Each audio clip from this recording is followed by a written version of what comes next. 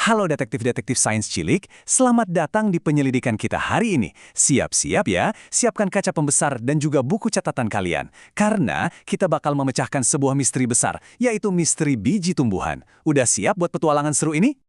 Oke, tim detektif, yuk kita mulai misi kita. Kayak detektif sungguhan, langkah pertama kita itu harus paham dulu kasusnya. Kita harus tahu apa sih yang lagi kita selidiki, iya kan? Coba deh lihat di sekitar kalian. Ini dia nih, misteri utamanya. Kenapa ya ada tanaman yang kelihatannya happy banget, tumbuh subur, warnanya hijau cerah, tapi ada juga yang kelihatan sedih, pucat, dan loyo. Nah, ini kasus yang harus kita pecahkan bareng-bareng. Lihat baik-baik ya, ini petunjuk pertama kita. Di satu sisi, kita punya tumbuhan yang sehat. Warnanya hijau, batangnya kuat, daunnya lebar. Nah, di sisi lain, ada tumbuhan misterius kita ini. Warnanya pucat, batangnya kurus, dan tumbuhnya aneh, melengkung gitu. Apa ya yang sebenarnya terjadi di sini? Setiap detektif hebat itu butuh peralatan khusus. Nah, buat misi kali ini, kita akan membuat ramuan super hijau kita sendiri. Ini bakal jadi nutrisi super buat ngebantu subjek penyelidikan kita tumbuh. Bikinnya gampang banget. Pertama, kumpulin aja daun-daun hijau yang segar. Daun ini penuh nutrisi loh. Terus, kita sobek-sobek jadi kecil-kecil biar nutrisinya gampang keluar. Masukin ke botol, tambahin air, tutup rapat, dan kita diamin aja beberapa hari. Voila, ramuan super kita siap beraksi.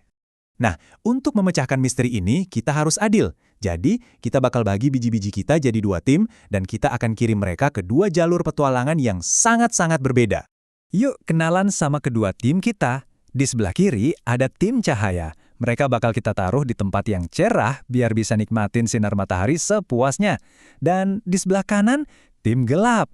Mereka bakal kita tempatkan di dalam kotak yang gelap gulita.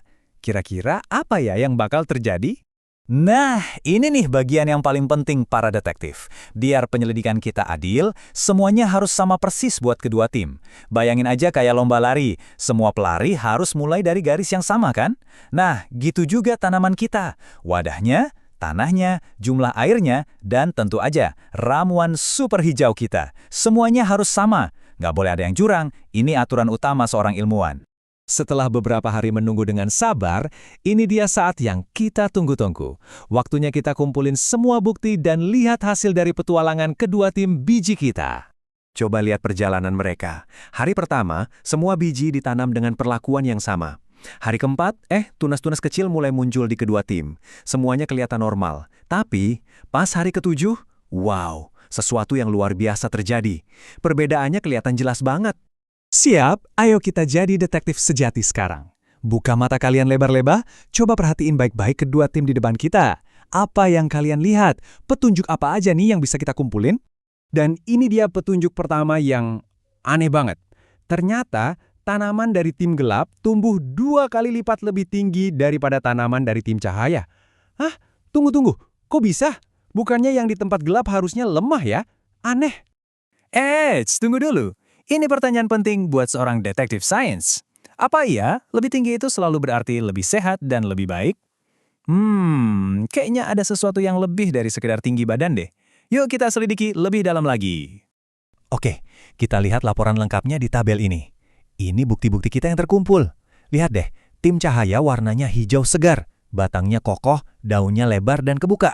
Sementara tim gelap, warnanya kuning pucat, batangnya rapuh dan kurus, daunnya juga kecil. Jadi walaupun lebih tinggi, kelihatannya mereka nggak sekuat tim cahaya. Misteri ini makin seru. Baiklah para detektif, dengan semua bukti yang udah ada di depan mata kita, saatnya kita satuin semua kepingan puzzle ini. Saya nyatakan, misteri ini akan segera terpecahkan. Dan jawabannya ada di satu kata ilmiah yang keren ini, etiolasi. Etiolasi itu kayak kondisi pas tanaman lagi panik. Dia berusaha keras tumbuh super cepat di dalam gelap, meregangkan badannya setinggi mungkin. Tujuannya cuma satu, mencari sedikit aja sumber cahaya. Akibatnya, mereka jadi jangkung, tapi sayangnya juga jadi pucat dan lemah karena semua energinya habis buat meninggikan diri.